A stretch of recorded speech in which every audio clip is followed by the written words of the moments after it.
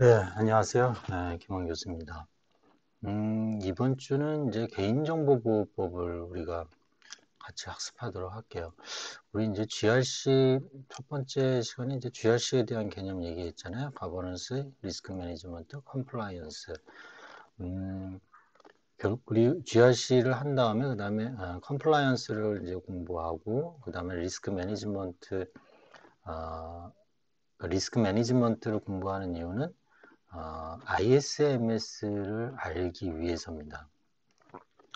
ISMS라는 정보보호 관리 체계라는 그 방법론을 우리가 최종적으로 이제 공부를 해서 어떤 기업이든지 단체라든지 정보 보안 수준을 일정하게 이제 유지하기 위한 방법론이 뭐가 있겠느냐. 그게 이제 ISMS라고 이제 요약해서 드릴 수가 있는데, 어, 요거에 대한 거를 배우기 위해서 그 중간에 우리가 이제 컴플라이언스라는 거를 이제 공부를 하는 거죠. 법규 준수죠. 법규 준수.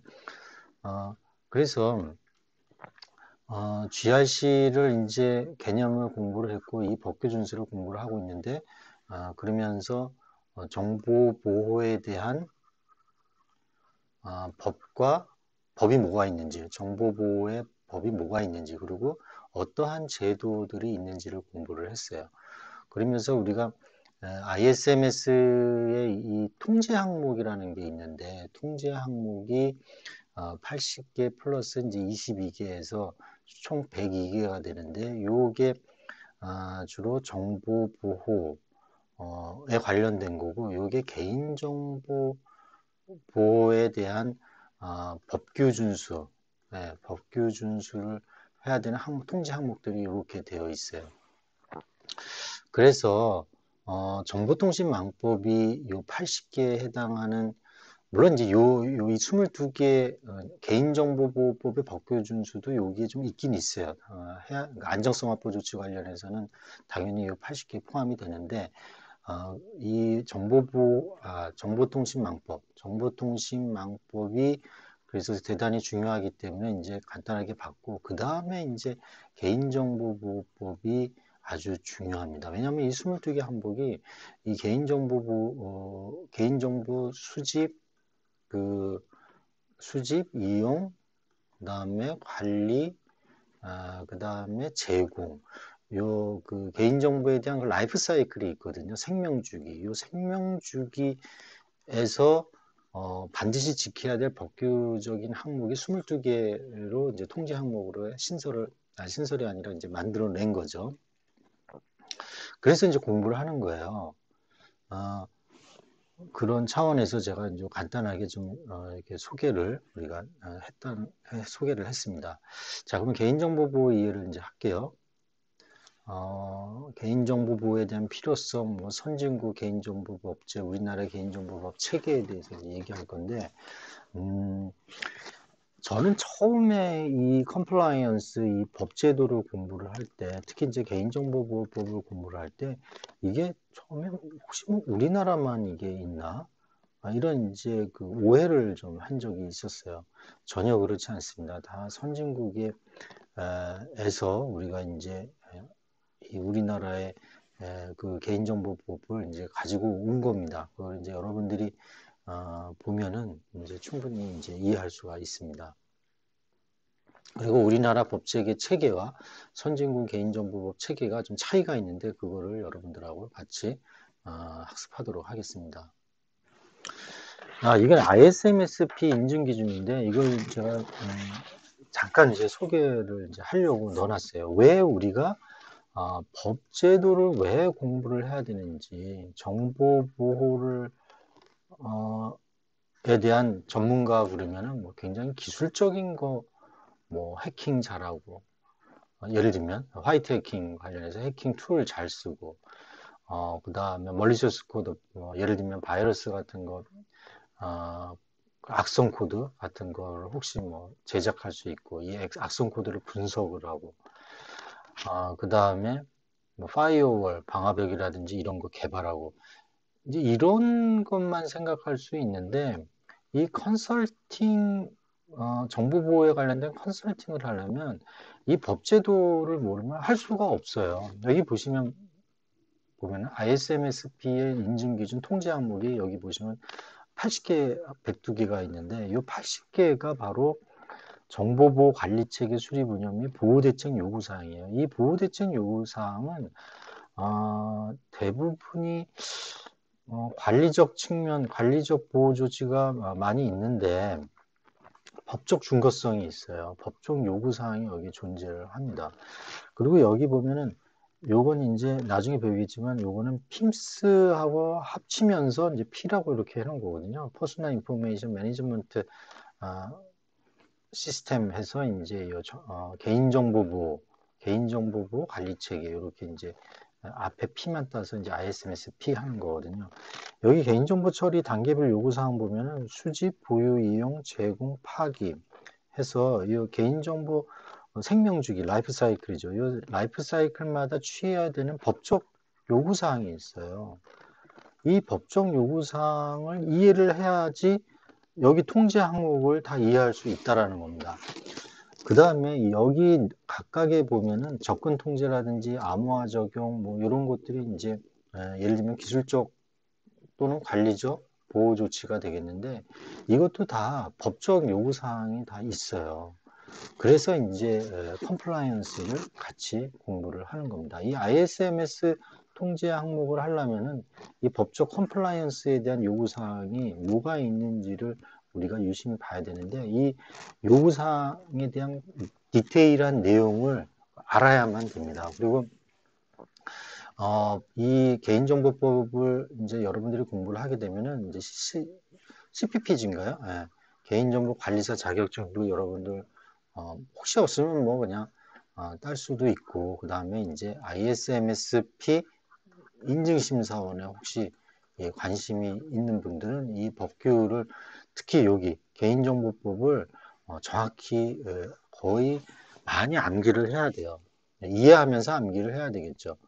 그리고 또한 이 코딩 개발을 하거나 서비스를 할 때도 이거를 모르면 개발 서비스를 할 수가 없습니다. 제가 좀 잠깐 시간을 할애해서 이거를 왜 배워야 되는지를 동기를 여러분들한테 설명하기 위해서 이 한 장을 넣어놨습니다. 이건 자세한 거는 이제 나중에 배우게 됩니다. 자, 그래서 이제 개인정보법을 우리가 자세히 배우기 전에 우리 개인정보 필요성에 대해서 이제 얘기할 텐데 우리가 이제 정보 보호를 한다, 인포메이션 시큐리티에 대한 거는 이제 얘기가 있었죠. 그래서 이 정보 보호에 대한 3대 요소는 CI가 이제 있고 이 정보라는 그 자산을 어떻게 보면 보호하는 거잖아요. 근데 그 자산 중에서 개인정보라는 게 자산이 이제 되는 거죠. 그래서 여기 보면은 기업의 영업자산, 이 개인정보라는 그 자산의 그 밸류, 가치가, 중요도가 굉장히 높은 거죠. 그래서 이거를 잘 보여야 되고, 어떻게 보면은 이 개인의 그 프라이버시 침해가 될 수 있습니다. 이게, 만약에 유출이 되면은. 그리고 두 번째는, 이게 어떻게 보면 자산 밸류가 두 번째고, 첫 번째는 이 개인정보라는 거는요, 기업이 만약에 이 개인정보를 동의를 받아서 이제 수집을 하게 되는데, 이 기업이 수집을 하면은 이거에 대한 개인정보의 주인은 누구 거예요? 당사자 거예요. 만약에 이게 홍길동으로부터 이 개인정보를 수집을 했다 그러면 이 개인정보의 주인은 원래 홍길동인데 동의를 받아서 예를 들면 1년 또는 3년 동안 이용을 하는 거예요. 이 사람의 허락을 받아서. 자기 게 아니에요. 이 개인정보는. 그죠? 이 사람의 원래 주인은 이 홍길동 거란 말입니다. 그러니까 잘 보관을 하고 유출되지 않도록 보호 조치를 잘 해야 된다라는 겁니다. 그게 이제 법에다가 어떻게 보호 조치를 할 건지에 대한 최소한의 그 법적 요구사항을 법으로 만든 거죠. 요구사항. 최소한의 어떤 보호 조치에 대한 요구사항을 법률로 또는 시행령으로, 시행규칙으로 또는 고시로 이렇게 정한 겁니다. 근데 그게 아주 복잡해요. 왜냐하면 이 개인정보에 대한 그 가치가 높고 이거를 유출이 되면은 제2차 피해까지 일어날 수 있기 때문에 절대적으로 이 기업은 잘 보호를 해야 됩니다. 계속 그러니까 선진국이 되면 될수록 이 개인정보에 대한 그 보호 조치는 더 어떻게 돼요? 강화됩니다. 강화될 수밖에 없죠. 자, 개인정보 수집 이용을 하는 단체들이 이렇게 많죠. 이렇게 이 사업자 중에서는 누가 어느 기관이 제일 개인정보를 많이 수집을 할까요? 이 공공기관이라는 그 정의는 정부 부처가 다 포함이 돼요. 정부 부처, 그다음에 준정부기관, 공공 뭐 한전이라든지 이런 이제 공기업이죠, 공기업, 그다음에 학교, 병원, 자 이런 데가 다 공공기관들입니다. 자, 그러면 여기에서 이 정부 부처가 가장 개인정보를 많이 수집해요. 여러분들 그 주민번호 있잖아요. 주민번호 누가 갖고 있어요, 이거? 5천만 명에 해당하는 우리 국민 모두에 대한 주민번호 발급부터 보관까지 이용하고 하는 데가 정부 부처예요. 그러니까 이 공공기관이 가장 이 개인정보 수집 이용을 많이 하니까 여기에 보호 조치에 대한 그 강제 규제 사항도 많이 있겠죠. 네, 그렇습니다. 그 다음에 또 많이 사용하는 데가 바로 이 통신 사업자가 되겠죠. 인터넷 사업자 이런 데는 뭐 거의 통신 사업자 같은 경우는 핸드폰 SK나 뭐 이런 데는 뭐 거의 뭐 2천만 명 가까이 그 개인 정보를 수집해서 이제 마케팅에도 이용하고 할 거 아닙니까? 그죠? 이런 개인 정보가 유출이 되면 유출은 어디서 많이 되겠어요? 여길까요? 안 그래요. 내부자 관리 부주의 또는 내부자 고의에 의해서 많이 유출이 됩니다. 그 다음에 이제 위탁 운영을 하면 위탁 사업자가 이제 들어와서 어떤 시스템을 유지 보수하면서 그 USB에다가 그 개인 정보를 다운로드 받아서 그걸 팔아버리는 사회적 공정 기법에 의해서 뭐 어쩔 수 없이 USB에 담아서 뭐 파는 그런 경우가 많아요. 이럴 경우에는 뭐 대량이잖아요. 거의 모든 개인 정보가 유출이 되잖아요. 그래서 이 유출된 게 문제는 이게 2차 피해 발생이 된다라는 거예요. 그 누구에게 피해를 주는 거예요? 그 당사자, 즉 당사자라는 건 법의 그 용어로 얘기하면 정보 주체입니다. 각 정보 주체에게 어떤 피해를 준다라는 거예요. 그래서 여기 보면 대표폰을 개설한다든지 신용카드를 발급한다든지 이런 금전적인 피해를 유발하는 거기 때문에 이 개인정보에 대한 보호는 보호 조치는 잘 해야 됩니다. 자, 프라이버시 패러독스하고 컨트롤 패러독스 얘기할게요. 여러분들 그 정보부에서 암호학 배울 때 패러독스 하나 용어가 나옵니다. 뭐죠? birthday 패러독스. 그 생일 역설이죠. 이게 혹시 기억나나요? 이게 뭔지? 예를 들면은 생일이 365일인데 어느 모 집단이 있어요. 사람이 이렇게 있는데 몇 명이 그러니까 그냥 23명 이상이 있으면은 여기가 생일이 같을 확률이 0.5가 된다. 2분의 1이 된다는 거예요. 생일이 같을 확률이 2분의 1 이상이 된다는 얘기예요. 23명 이상이 있으면은. 그러니까 다시 얘기하면 23명 정도만 있으면 생일이 같을 확률이 2분의 1이라는 거예요.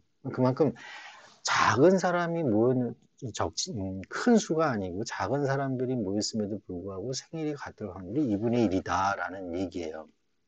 그래서 이제 birthday paradox라는 말을 붙였고 이거는 이제 나중에 해시 함수 설명할 때 이 birthday paradox를 가지고 이제 설명을 하게 되고 해시 함수의 강도 몇 비트로 이제 해시 함수를 만들어야지 그 보안 강도가 높은지 이런 거 이제 설명이 됩니다. 이 기억나시죠?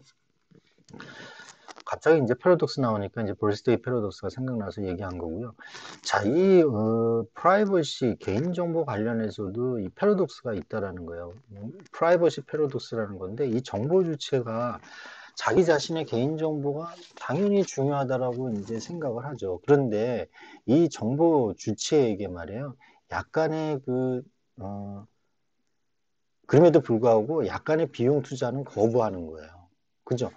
예를 들면 홍길동이라는 정보 주체가 이제 자기 개인정보, 뭐 전화번호, 신용카드 번호, 뭐 주민번호, 여권번호 이런 번호가 있는데 이거에 대한 중요성은 굉장히 많이 아는 거죠. 근데 이거를 잘 보호하려는 투자는 거부한다라는 거예요. 그리고 약간 이 사람한테 어떤 쇼핑몰에서 이벤트를 한다고 그래갖고 뭐 약간의 뭐 긍정적인 거를 줘요. 또는 뭐 뭡니까? 벤츠 같은 거 자동차 줄게요. 경품한다 이거죠. 이러면 이 홍길동은 이 쇼핑에다가 개인정보 마구 줍니다. 네? 적은 액수의 보상만 제시해도 자기 그 개인정보를 다 써준다라는 거예요. 여러분이나 나나 뭐 마찬가지죠. 어떤 이벤트 한다 그러면 개인정보 수집을 하면 그냥 아무 생각 없이 뭐 생각이 있을 수도 있고 이름, 성명, 전화번호, 주소 뭐 이런 거 다 적어줍니다. 그래서 혹시 당첨될까 봐. 그죠? 이게 나중에 아주 재밌는 사건으로 벌어지는데 그건 나중에 얘기하고요. 컨트롤 패러독스는 또 뭐냐면 이거는 이제 컨트롤 어떤 통제죠, 통제. 정보 주체에게요, 개인정보에 대한 통제권을 많이 주잖아요. 이게 이제 개인정보 자기 결정권이라는 개인정보 자기 결정권. 이런 이제 용어가 있는데 개인정보에 대해서는 이걸 줄지 말지 뭐 제3자 이전을 할지 3자 제공을 할지 뭐 목적에 이용을 할지 이런 거에 대한 결정은 개인이 스스로 결정한다는 거예요. 그거를 수집한 기업에서 결정하는 게 아니라 이 사람 정보 주체가 결정한다는 거예요. 이렇게 개인정보 자기결정권이라는 통제권을 많이 부여하면 할수록 상대적으로 개인정보를 많이 공개한다라는 거예요. 이게 바로 이제 역설적이다. 프라이버시 패러독스 그런 의미에서 이제 패러독스라는 의미가 이제 붙은 겁니다. 상식적으로 참고하시면 되겠고요. 자, 선진국 개인정보법제 좀 잠깐 얘기할게요. 이게 이제 연도별로 이제 어떻게 이제 개인정보법이 나왔는지 미국하고 일본만 잠깐 얘기 들어볼게요. 중요한 거는 유럽입니다. 유럽의 이유는 좀 중요시 알면은 이제 많이 좋습니다. 1980년대에 OECD에서 프라이버시 가이드라인 8개 원칙을 만들어요. 이게 최초의 어떤 그 동기가 되는 거죠. 네, 개인정보를 그러니까 개인정보를 보호하기 위한 어떤 각 국가별로 법제라든지 이런 거를 만들 때 이 8개 원칙이 반영이 되면 좋겠다라는 가이드라인을 OECD 회원 국가들한테 이제 배포를 한 거죠. 자, 그거를 통해서 1995년에 유럽에서요, 이 디렉티브라는 한국말로 얘기하면은 개인정보 보호 지침이라고 이제 번역을 합니다. 요거를 이제 만들게 돼요. 어디에서? 유럽의 EU에서. EU에서 이 개인정보 보호 지침, 그러니까 디렉티브라는 거를 만들게 되는데 이게 7장 34개조, 그러니까 법률이라고 보면 돼요. 법률. 이런 걸 만들어서 28개 회원국인가요? 28개 회원국에게 이거를 디렉티브를 배포를 합니다. 근데 이 디렉티브는 강제 조항이 아니에요. 이 각각 나라에서 개인정보법을 만들 때 이 디렉티브라는 거를 활용을 해서 너희 나라 실정에 맞게 만들어라 라고 이제 준 게 바로 EU의 디렉티브입니다. 근데 이게 세월이 지나서 거의 20년이죠. 20년 동안 이게 EU 회원국들과 계속 회의를 하면서 GDPR이라는 걸 만듭니다. General Data Protection Regulation인데요. 이게 11장 99개조로 되어 있는데 이거는 28개 회원국이 의무적으로 이거는 집행을 하는 겁니다. 단일법이에요. 어떻게 보면은 EU 회원국의 단일법이라고 보시면 돼요. 이해되셨죠? 그래서 이 General Data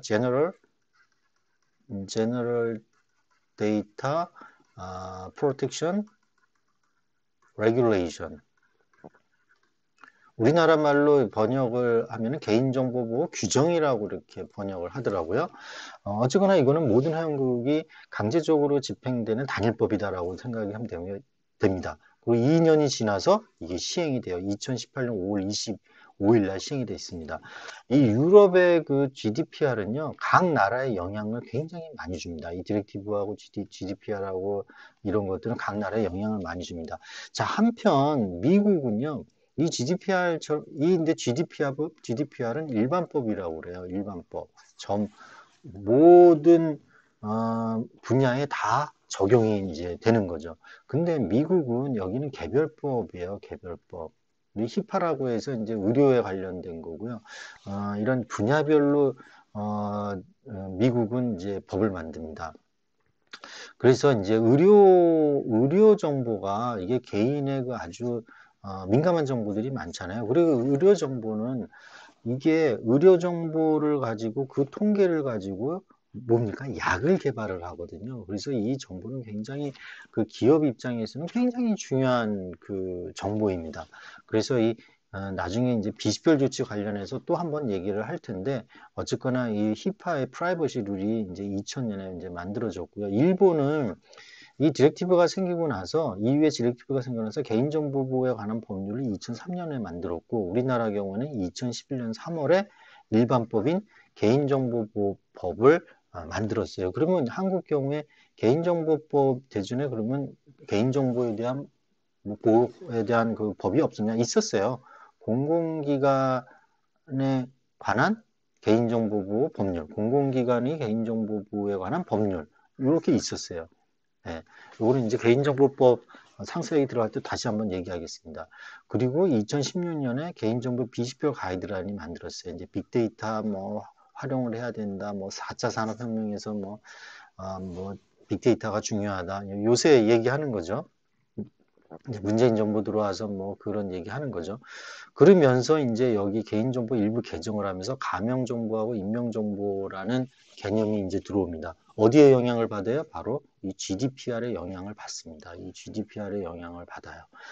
그거는 이제 또 한번 이제 설명할, 학습할 기회가 있으니까 그때 가서 또 얘기하겠습니다. 여하튼 지금 현재 개인정보법은 2020년 2월 4일 날 개정이 돼서 2020년 8월 5일 날 6개월 시행 기간을 두고 6개월 후에 이제 시행을 한 거죠. 대개 법이 개정이 되면은 바로 시행되지 않고 한 6개월 동안 유예를 해 놓습니다. 예, 준비 기간을 주는 거죠. 각각 거의 이 규제 대상이 되는 사람은 6개월 동안 준비해라라는 거죠. 그 다음에 2020년 8월 5일 날 시행이 됐습니다. 개인정보법의 이제 해외 입법 사례인데 간단히 보죠. 하여튼 이유가 중요하다는 걸 얘기했어요. 여기 보면 개인정보보호 지침이 뭐였어요? 디렉티브였어요. 디렉티브스. 그 다음에 방금 2018년 5월 25일 날 시행된 이제 GDPR 요게 중요하다라고 얘기했습니다. 그죠? 디렉티브에서 이제 GDPR로 거의 20년이 걸린 거예요. 그죠? 이게 그 단일법으로 이렇게 만들기 위해서 왜 이게 유럽에서 단일법으로 왜 만들었을까요? 이게 참 중요한 의미인데 그건 나중에 또 설명을 하겠습니다. 자, 미국은 이제 개별법으로 돼 있어요. 이렇게 이 프라이버시법이 이제 연방법인데 보통 연방 프라이버시법은 그 공공기관을 이제 규제하는 그런 법들입니다. 자, 일본은 어디 영향을 받았을까요? 바로 EU 영향을 받아서 일반법인 개인정보보호에 관한 법률을 2003년에 만들었다고 했습니다. 그 영국도 보면은요, 영국은 당연히 어떻게 돼 있어요? GDPR이라는 법이 이제 따라서 시행한 거죠. 만약에 이제 영국은 브렉틱스 뭐죠? EU에서 이제 탈퇴를 했으면은 이 법이 어떻게 적용될지 모르겠네요. 탈퇴했으면 이제 GDPR을 그대로 그대로 할지 안 할지는 이제 영국에서 자체적으로 이제 판단을 하겠죠. 자, 영국도 이제 뭐 GDPR이라는 그 법을 가지고 개인정보법 일반법을 이제 규제를 할 겁니다. 그 전에 이제 이런 법들이 이렇게 있었던 거죠. 이런 법들은 어떻게 돼요? EU의 디렉티브라는 그 법을 이용을 해서 그 나라 실정에 맞게 적용을 하다가 이제 GDPR로 이제 적용이 됐을 겁니다.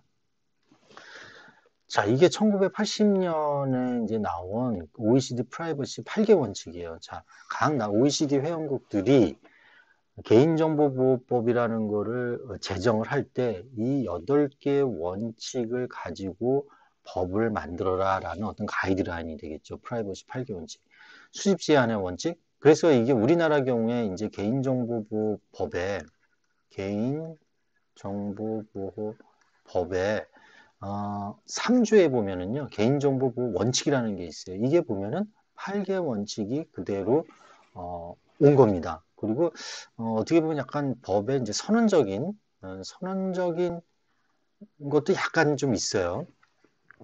하여튼 이 OECD 8개 원칙이 개인정보보호법 제3조 개인정보보호 원칙에 그대로 녹아져 있다라고 보시면 됩니다. 그 내용을 보면은 수집 제한, 정보 정확성의 원칙, 목적 명확화의 원칙, 이용 제한, 안전. 이게 안전이죠. 네. 우리 정보통신망법에서는 정보통신망의 안정성, 뭐 신뢰성, 네, 이런 얘기가 나왔었는데, 개인정보에서는 세이프티, 안전성, 확보, 원칙, 그죠? 이렇게 용어가 이제 좀 달라집니다. 그리고 처리 방침의 공개, 개인정보 처리를 어떻게 하는지 방침을 공개를 하라는 거죠. 우리 공개를 해요. 정보 주체 참여의 원칙, 책임의 원칙. 자, 이런 것들이 이제 3조에 녹아져 있다. 이 각각에 대해서는 우리 자세히 이제 제가 다 강의를 할 예정입니다. 이후에 그 데이터 프로텍션 프린서플의 스탠다드를 보면은 반복해서 좀 얘기하지만 첫 번째 1980년도에 OECD 가이드라인이 이제 나왔다라는 거고, 세컨드 제너레이션은 이제 디렉티브가 1995년에 나와서 각 회원국들이 개인정보에 관한 법률은 이 디렉티브를 가지고 이제 만들었다라고 보시면 되고, 그 다음에 20년이 흘러서 EU 전체 회원국의 단일법인 GDPR이라는 General Data Protection Regulation이라는 게 나왔고 이제 시행이 됐다. 이렇게 이제 변천했다라는 거를 아시면 좋을 것 같습니다. 그래서 이 GDPR을 이렇게 보시면요. 여기 보면은 디렉티브부터 보죠. 아까 제가 이제 말씀드린 대로 지침을 반영한 회원국 별도 입법이 이제 필요했잖아요. 그래서 법령 간 규제 수준 차이가 발생이 돼요. 어디 나라는 좀 규제가 세고 어느 나라는 상대적으로 좀 약하고, 네? 벌칙도 어디는 뭐 징역 2년인데 여기는 징역 1년이고, 과태료는 어느 나라는 뭐 100유로고 어느 나라는 50유로고 이렇게 다를 거 아닙니까? 이렇게 다르게 됨으로써 이 단점이 생겨요. 뭐가 생기는 거죠? 디지털 싱글 마켓이 안 되는 거예요. 야, 이게 무슨 말이냐? 유럽 전체 회원국들은 이 인터넷을 통해서 전자상 거래를 할 때 개인정보를 수집해요, 안 해요? 당연히 수집하죠. 영국에 있는 어떤 그 쇼핑 인터넷 그 상거래하는 데가 있고, 그 다음에 여기는 영국이고, 여기는 독일이라고 보세요. 그러면 영국에서도 개인정보 각 나라의 그 개인정보를 다 수집을 하잖아요. 여기 독일도 다 수집을 하고. 그런데 이 영국이라는 개인정보법의 수준은 예를 들면은 수준이 한 요 정도 돼요. 독일은 굉장히 높아요. 그러면 영국 시민 입장에서 독일에게 이 독일의 쇼핑몰에 개인정보를 주는 거는 자기 나라 법 제도보다도 더 높기 때문에 장벽이 규제가 많기 때문에 좀 안심하고 주겠죠. 근데 독일에 있는 사람이 영국의 이 쇼핑몰에 개인정보를 줄 때는 여기에 규제는 좀 더 약하기 때문에 조금 주기가 불안한 거예요. 유출될 확률이 좀 자기 나라보다 높잖아요. 여기 보호 조치를 잘 할까? 약간 좀 차별이 있는 거예요. 차이가. 그래서 디지털 싱글 마켓에 좀 못하는 걸림돌이 되는 겁니다.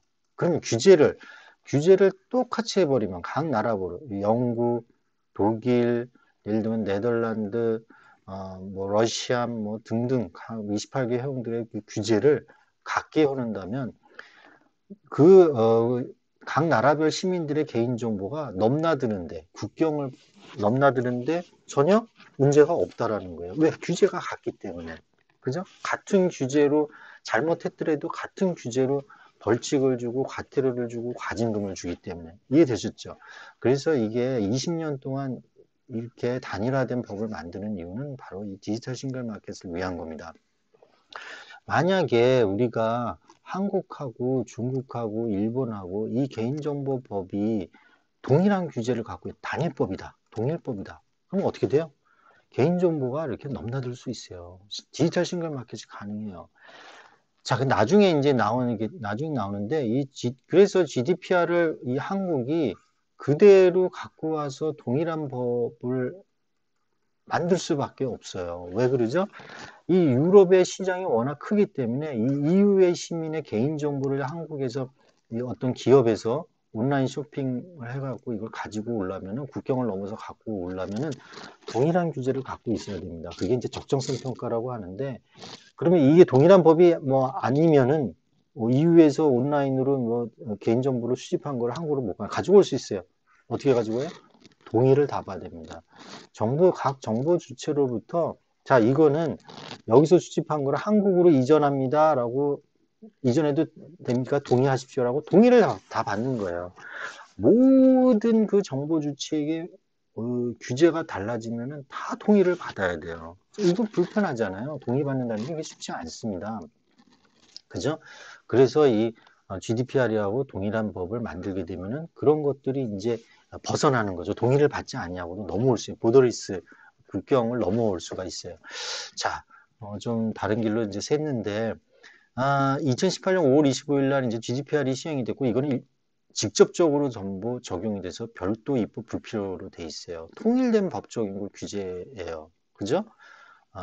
여기서 보시면요. 심각한 위반의 경우 전 세계 매출의 4%예요. 전 세계 매출의 4%. 나중에 얘기했지만 우리나라의 개인정보법은요. 관련 매출액의 3%의 과징금을 할 수가 있습니다. 때릴 수가 있어요. 근데 여기는 과징금이 4%예요. 4% 또는 2천만 유로 중 높은 금액을 과징금으로 부과할 수가 있어요. 우리는 뭐요? 3%. 그것도 관련 매출액. 관련 매출액. 자, 미국을 보면은요, 이 OMB 예산관리처에서 이제 관장을 하는데 왜 그러냐면은 이제 공공 부분에 대한 개인정보에 대해서 좀 규제를 하고 있기 때문에 예산관리처가 이제 그 업무를 담당을 하고 있습니다. 그래서 여기 보면 예산 편성 운영도 예산정책 관리 차원에서 공공부분 개인정보에 대한 역할을 담당하고 있는 OMB에서 하고 있고 여기에 이제 영향평가가 있어요. 네? 그죠? 프라이버시 임팩트 어세스먼트. 미국은 퍼스널이라는 퍼스널 인포메이션이라는 말보다는 프라이버시에 대한 라는 용어를 많이 씁니다. 프라이버시 용어. 그 다음에 유럽은 퍼스널 인포메이션이라는 말을 많이 써요. 네, 그래서 이게 거의 어떻게 보면은 이 프라이버시 안에 이제 퍼스널 인포메이션이 이렇게 이제 들어가 있다라고 보는데 여하튼 그거는 그 나라의 문화의 어떤 차이니까 그렇게 보시면 되고 우리나라 경우에는 퍼스널 인포메이션을 많이 씁니다. 그리고 간혹 가다가 또 개인정보 영향평가할 때는 또 프라이버시라는 말을 쓰고 약간 좀 혼용해서 쓰는데 대부분 이제 퍼스널 인포메이션이라는 말을 쓴다라고 이제 생각하시면 되겠어요. 어쨌거나 이 예산관리처에서 공공 부분에 대한 그 개인정보 보호를 이제 하고 있다라고 보시면 되겠고 민간 부분은 이거는 어떻게 돼요? 이게 Federal Trade Committee죠. 예. 이게 뭐 연방 트레이드 거래 무역 거래 위원회 그렇게 되나요? 네, 거래위원회. 그 다음에 FCC는 방송통신위원회가 되겠죠. 통신위원회. 방송은 아니고 통신위원회. 그죠? 우리나라의 KCC 방송통신위원회하고 이제 같은 거죠. 비슷한 거죠. 자, 이렇게 민간 부분은 FTC, 공정거래위원회겠네요. 우리나라 말로 좀 정확히 하면 공정거래위원회. 거래. FTC, FCC, 이게 상무부 해갖고 이렇게 나눠져 있어요. 민간 부분은. 이렇게 개별적으로, 그러니까 미국이 이렇게 개별적으로 하고 있다라고 보시면 됩니다. 그래서 이제 미국의 개인정보 법제를 보면은 프라이버시법이 있다. 이게 연방 정부기관이 보호하고 있는 개인정보에 대한 그 규제가 이제 페더럴 프라이버시 액트고요. 그 다음에 이제 분야별로 금융, 전기통신 뭐 이런 분야별로 개인정보에 관련된 법제도가 있다. 그러니까 개별적으로 이제 만든다 해서 이제 개별법으로 되어 있어요. 그 다음에 전자정보법 2002년에 전자정보법에 피아라는 제도를 명문화를 했다라고 보시면 됩니다. 이 영향을 받아서 우리나라도 개인정보 영향평가가 이제 들어오게 된 거죠. GDPR의 영향평가가 들어갈 때 이런 이제 미국의 영향평가를 보고 이제 GDPR에 이제 넣었던 걸로 제가 기억을 하고 있습니다. 그래서 여기 미국 개인정보보호 법제 특정을 보면요. 영역별 방식에 따라서 많은 개인정보 개별 법률이 존재한다. 그러니까 일반법이 아닙니다. 여기는 개별법으로 되어 있다. 분야별. 개별법의 이제 장점이 보호가 필요한 개인정보의 취급 영역의 하나에서 이제 법적 규제가 있는 거고요. 개별법 단점은 어떤 이제 이익단체라든지 업계에 영향을 받을 우려가 있다라고 합니다. 어쨌거나 미국은 이렇게 개별적으로 법률이 존재한다. 그 특징만 아시면 될 것 같아요. 자, 이게 전 세계 개인정보보호 일반법 제정 현황, 일반법으로 제정된 현황을 보면 이렇게 많습니다. 111개 국가에서 일반법으로 개인정보보호를 제정을 해서 지금 운영을 하고요. 2016년 기준이니까 이제 다른 나라도 더 영향을 받아서 이제 더 많아졌겠죠. 호주에 있는 그린리프 교수가 이거를 이제 조사를 했어요. 논문에서 발표한 내용입니다. 참 이름이 재미있죠? 그린리프. 녹색, 한국말로 녹색 이파리. 그죠? 의미가. 이분이 그 와이프가 그 한국 여자예요. 한국 사람이에요. 그래서 우리나라에 대해서 이제 관심이 많고, 우리나라하고 이 개인정보 관련해서 어떤 워크숍이나 컨퍼런스 있으면 많이 초빙을 해서 뭐 발표도 하고 그렇습니다. 네, 수고하셨고요. 잠시 쉬었다가 계속하겠습니다.